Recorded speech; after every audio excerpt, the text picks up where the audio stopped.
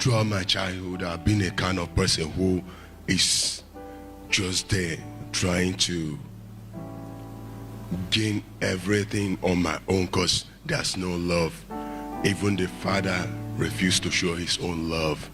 You know, I'm the kind of person who grew up losing my twin brother, you know, and my father never cared about me, anything.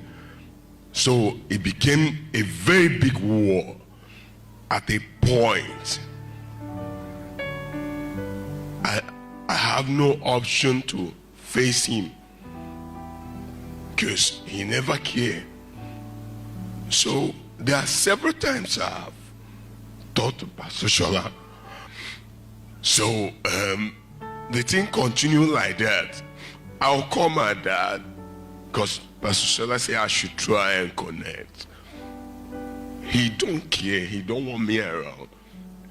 I just told Pastor Tosin, this year I want to go for an encounter just for a particular stuff. I need to deal with some issues. So when I got there, during the time of ministration, I talked to Pastor Emeka. Pastor Emeka said, the first thing, before that, they were talking about forgiveness. I left the hall because you don't have to tell me something that have been eating me up, you know. I left the hall. When I came back, we are having a breakout time. Pastor Emeka said, just so. After talking to him, he said, I have to forgive man. You know, what you don't have, you can't give. If you have love, that's when you can give love. I came to Dominion City and I decided, okay, let me drop everything. But it continues like that. It lingered to a point. The only person I can talk to that listens to me is my grandma. Sir, thank you for what you did in Manhattan, the money you gave me. She fell sick, I went down to Enugu, so I told you. When I got there, no money for her. And nobody was there. My dad saw me, was like, what are you doing here? My stepsister was the only person that once it. My dad she reacted too. She would just come in between. Say, no, that is he not part of us? You know, that kind of thing. So at a point, doctor was talking that if we can raise 20,000, I said, doctor, how much does it cost? The man said, if we can get 6,000, I gave him 8,000. Make sure that my grandma is okay. I left. So when the time comes at a PMP, at a counter, at a point, dealing with issues, my phone rang. The person, I don't know the number. It was my dad.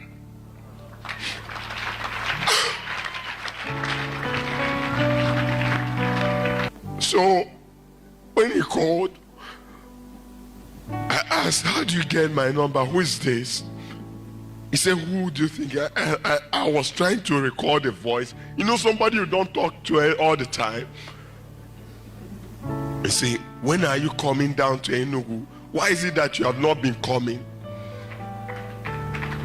I'm still trying. I thought it's one of my uncles or anything. He said, don't you hear? I said, I banged the phone, sir. Because I know who I'm dealing with. He called back. I said, I'm busy. He said, okay, I'll call you back. 30 minutes he called back. I wasn't any busy. I was just like, I want to know. He called back. Are you done? What's going on with your life? This, that. He was asking questions. I said, okay, sir, I'm sorry. I've not been like a son to you, but I am actually his son. I'm sorry, sir. He was telling me that he's sorry that he have not been too close to me. that it was out of his foolishness. I said, no, you are not a fool. Actually, I went through this. Like, it's just a lesson I need to others to learn from me. Because, yes, I lost my twin brother. It's something when you lose somebody like that, it holds you down. Especially when you check how you lost your twin brother and somebody is involved. Somebody that's supposed to be next to you. He wasn't there to protect. So, after this, even this morning I called my sisters. We are the one that picked the call. They say he went to church. I said, okay, I'll call back. That any moment I'll come down and see you guys. So, sir.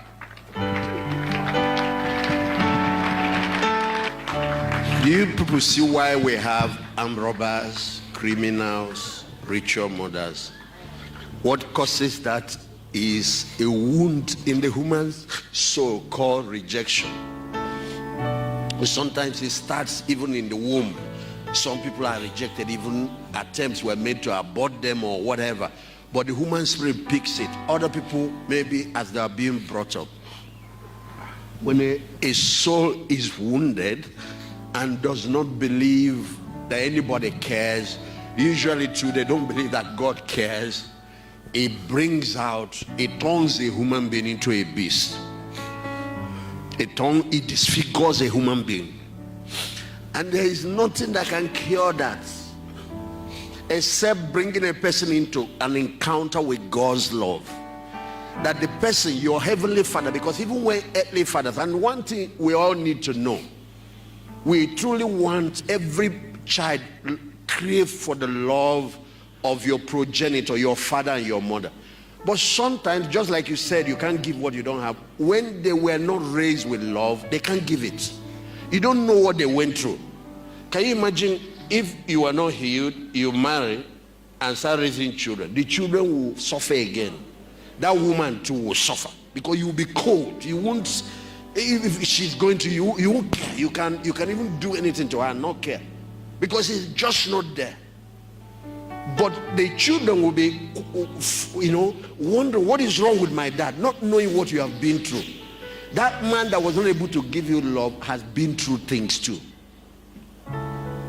He might get to tell you one day, he might never get to tell you, but the truth is, wounded people wound people. Hurting people hurt people. You don't know what happened in his own life that made him like that. That's why you forgive people. One of the part that I started whipping there, I gave you 100,000 so you can help yourself. You went to use it to treat your grandmother. Give him another 100,000. No.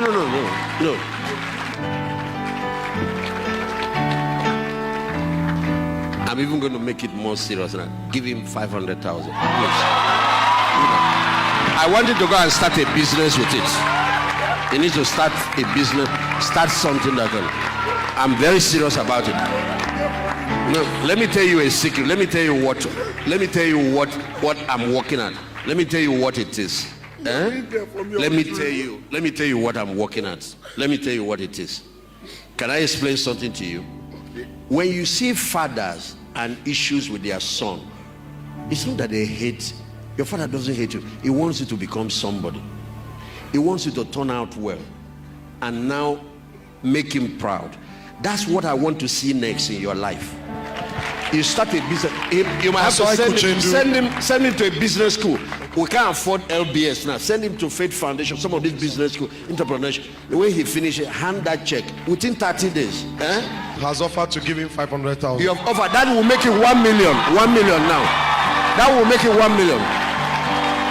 Then you go and start a business. Very soon you will see what God will do with you. When you are going to come back with your own car, with a wife, you see how proud your father will be of you.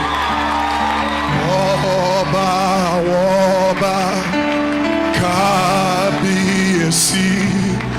Only you can do these things. There is no